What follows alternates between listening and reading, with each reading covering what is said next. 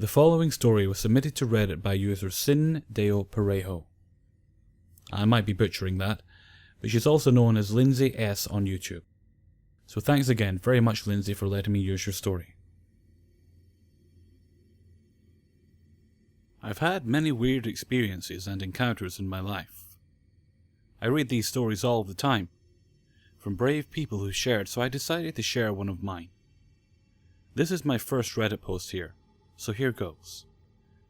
I grew up in an affluent neighborhood about 45 minutes away from a major city in the US. My neighborhood was a total bedroom community, around 4,000 people, which means virtually no crime, aside from stupid rich tard kids driving around hitting mailboxes with a baseball bat. I had much more sense early on because both of my parents worked hard and taught me the value of doing the same, along with other virtues like respect, and just generally not being a total clown-shoes asshole to people. Anyway, for reference, this event happened when I was 12 in the late 90s. I'm a girl, and though I've since grown about 4 inches, I was about 5'2", and probably barely 100 pounds.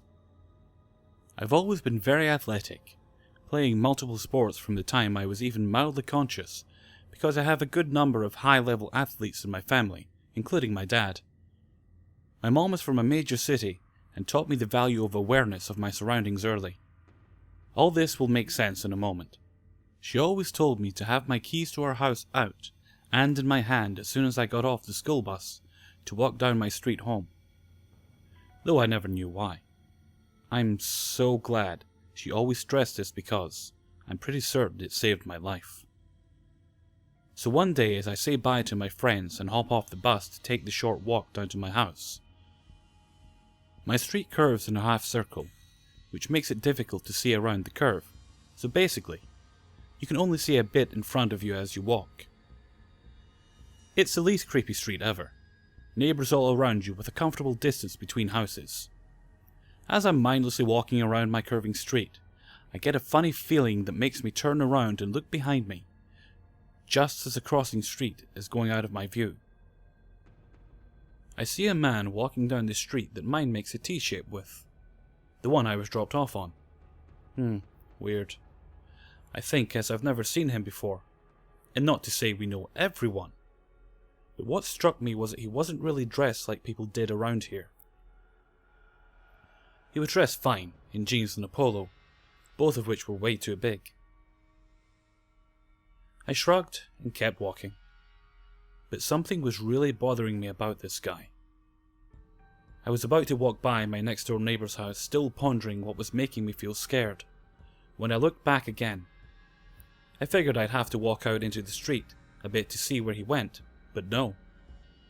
I had walked a fair distance, but this guy was suddenly no more than 10 feet from me. You always think in situations like this you'd scream or something. But my breath caught in my throat. I couldn't fathom how he'd gotten so close, that fast. And his wide-eyed, hyper-focused stare threw daggers into my stomach. I knew I was in big trouble. Not wanting to find out what the fuck he wanted, who he was, or why he was gaining on me, I went directly into flight mode. Knowing my house was about 100 yards away, I noped hard. I took off running across my driveway, and realized he was running after me, because I heard his feet on the asphalt, then on my driveway. I know he was close because I ran track, but I didn't waste time looking back. Realizing my backpack, which probably weighed half of what I did, was slowing me down, I threw my arms back, holding my keys in a death grip. I knew I could outrun him if I weren't so heavy, and my backpack slipped off. I was able to gain distance on him, and I don't know if it was panic or adrenaline, whatever, but my front door keyhole became huge in my eyesight as I jammed my key in and got inside. I slammed my big-ass oak door so hard that it recoiled, and half thinking about what could happen if he got in my empty house, I slammed it closed and locked it. I stood there for a second, just wide-eyed and confused, until I realized I should look out of the peephole. When I did, it was pitch black. More confusion, It was 3 p.m. I stood looking and starting to shake uncontrollably. And that's when I saw why it was black. Light started coming through as I saw this fucking creep's eye, and then him backing away from my door, having tried to look in. He was that close to me. He stood there for a moment, eyeballing my door and house, probably looking for another way in. Then he started turning around on my porch to face the street, cursing under his breath. I could see him mouthing it, but couldn't hear, partially I'm sure because I was in total shock. Then he raises the creep factor to new heights. He skip walks off my porch, across my giant lawn to the street in the same direction we had been running, and raises his hand in the air. From behind my very tall pine trees on the right side of my vantage point, I see a white, windowless van pull up in front, and he hops in. I can't see the driver because of the tinted windows in front. But they sat there, and I swear I could feel them looking at my door, maybe figuring out what to do next. I'm shaking writing this now. They drove off, and I slumped to the floor, shaking and freaking out so hard, I legitimately had to crawl to my kitchen. I hid, and called my mom who, despite working all the way downtown in the city, made the 45-minute drive home in 15. She drove around ready to pull their spines out because, although she's the kindest person I've ever known, she will kick your ass. Or worse if you mess with me. We called the cops, and I gave my statement, but they never found those freaks. So, creepy bait and switch kidnappers, let's not ever meet.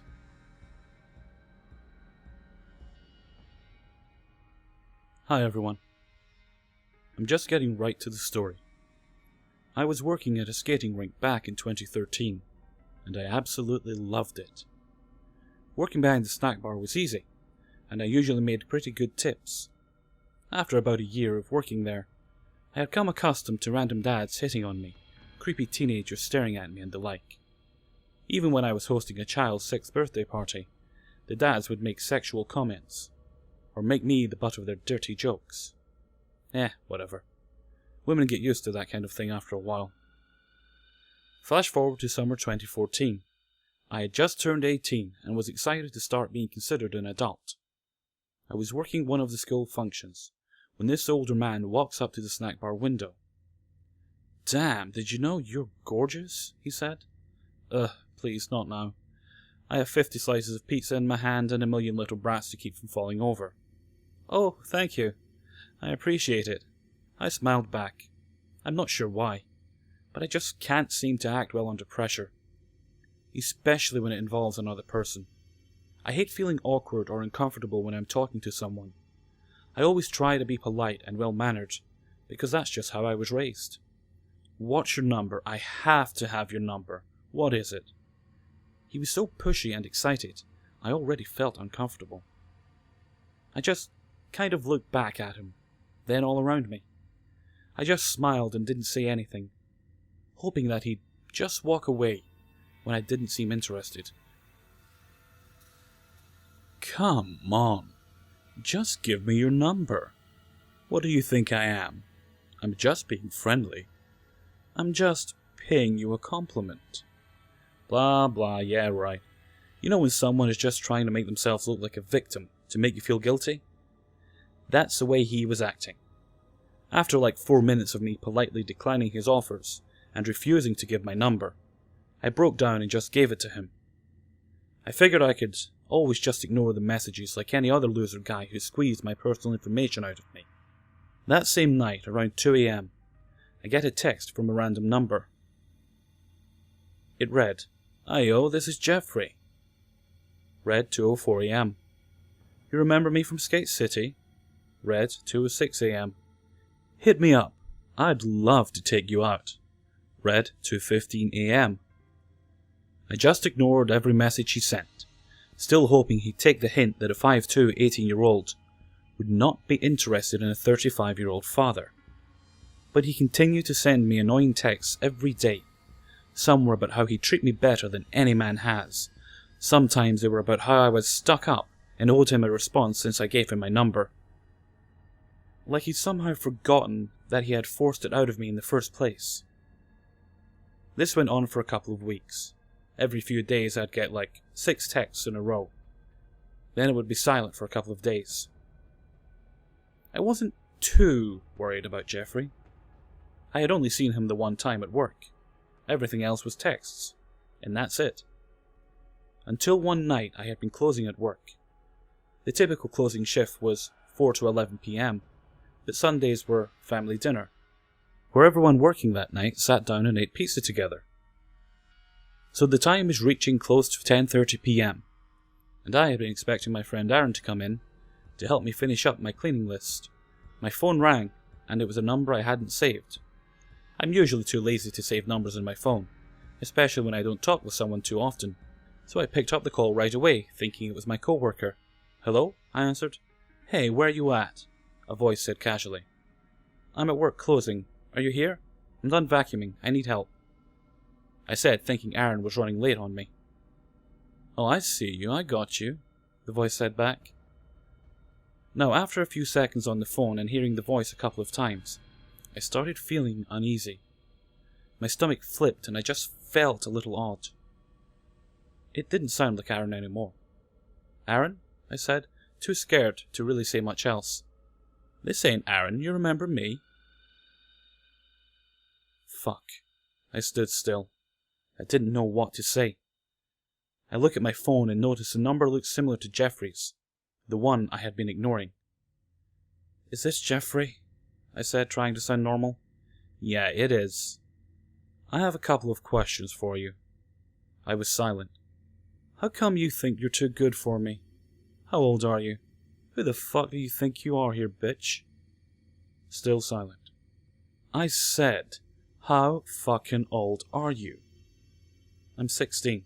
I lied about my age, thinking being underage would scare him away. Huh. "Oh yeah. What year were you born in?" Fuck, what the... I couldn't even move, let alone figure out my fake birth year. I just stuttered, for a couple of seconds before he cut me off. "That's what I thought. How old are you really?" I panicked, then hung up. I felt like my heart was going to pop out of my fucking chest. The whole thing just made me so uneasy. A few minutes later I get another call. I don't answer it. He leaves a voicemail, and I'm debating myself on whether I should listen to it now or later. I decided to do it right then. Play. "Your last day never feels like your last day." End message. Right away I start freaking out. I mean, to me it sounds like this guy's gonna fucking kill me. I go to call my dad, and boom, my phone goes dead. Now I'm really losing my shit. Jeffrey only knows a few things about me at this point. I work at a skate rink. I'm closing tonight. I'm not really 16. The worst scenarios are running through my head as I'm trying to get a hold of my dad. Finally he picks up and agrees to take me home. We decide to leave my car there just in case. My dad said if someone were to be waiting for me, they could watch me get into my car and follow me home. When he pulls up to the building, I run to the passenger side door and hop in. Now, being an employee, I'm sure a lot of you have the employee parking. Well, ours was around the corner of the building, next to an empty wooded area, and a little stream. So it's very dark at night due to the lack of lighting. As we pull out of the parking lot, my dad and I both look towards my car. Up against the building was a tall, dark-clothed guy, just adjacent of my car. I start freaking out and my dad calls the cops, explaining everything that had happened. Luckily, our friend Wes is a cop, and he happened to be one of the cars that pulled up to the scene. We just kept driving home, hoping the cops would take care of it, and my car would be safe. We got home that night, and I plugged in my phone. A text came from Jeffrey's number. I'll have to wait then. The next day, Wes calls my dad. He said that the man he talked to was named Jeffrey. Can't share his real name, obviously. He said that they went up and talked to him, saying there was a call for suspicious behavior. He told them he was just waiting for his girlfriend. Wes told Jeffrey that he was aware that he was harassing me, and that was my car he was lingering in front of. He asked Jeffrey about the voicemail, and told him that the PD could consider it a threat. Jeffrey said something like, "That's just my motto," or some dumb shit like that. Wes told Jeffrey that contacting me in any way would be considered harassment, and that he would be taken to jail if he tried to see or speak with me in any form. I never heard from Jeffrey again after that, but I'm not complaining.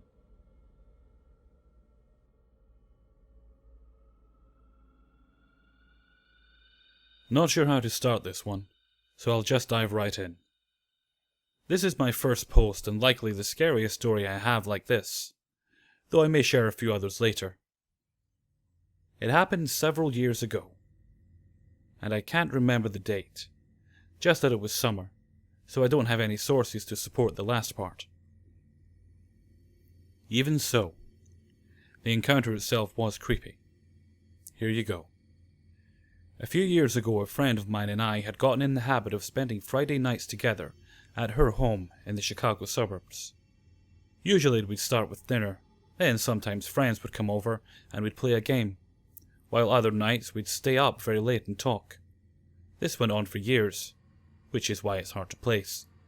And during the summer we'd sometimes take our conversations out to the front step or, if we were returning from someplace, sit in the car.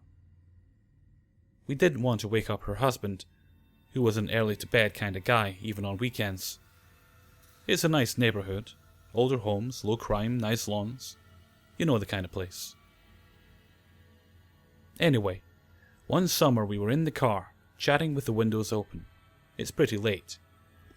Likely going on about 2:30 a.m. at this point. But it was a nice night and we were still awake. Now there are a few bars and restaurants a few blocks away, but so close that there is rarely much foot traffic. Just the occasional neighbour walking a dog. Plus it's a side street, so very few cars driving past. Once or twice we see a cop drive by, but it doesn't really stand out until later. That said, we were sitting in the front seat when we see two men walking down the middle of the road. We both notice it, and one of us says something laughing, because the two are walking pretty close together, bumping into each other, etc. They have all the appearance of two drunk locals, slightly wavering from one side to the other. We watch for a second, because we know from window watching at my place, in the city, that drunks provide some good entertainment. They make it to the top of the block we're parked on. My friend's house has a long backyard, and her neighbour's car is parked on the street in front of it. So they're about 3 house lengths down from us, when one of the guys sways into the neighbour's car, and smashes the window. Well, shit. Now we're watching. It could totally be an accident, right? Nope, he's definitely carrying something. Maybe a crowbar, but it's dark and the streetlights don't help the shadows from the trees. He reaches into the car. I pick up my cell phone. That's when they notice us. But my friend and I are oddly calm. We roll up our windows and lock our doors. She picks up her phone now. I drop mine, tell her to dial 911 while I start up the car. I have no idea if these men might jump in front of my car or hit my vehicle or something, so I'm not about to race out of there. We're still far enough away that we might not have seen anything. The pair gets closer, and they've given up on the drunk act too. They gravitate to the side of the road where we're parked. We look in other directions so as to appear that we haven't even seen them. My friend talks to the cops. There's a squad car not too far away. They walk right past my car, like 2 feet away.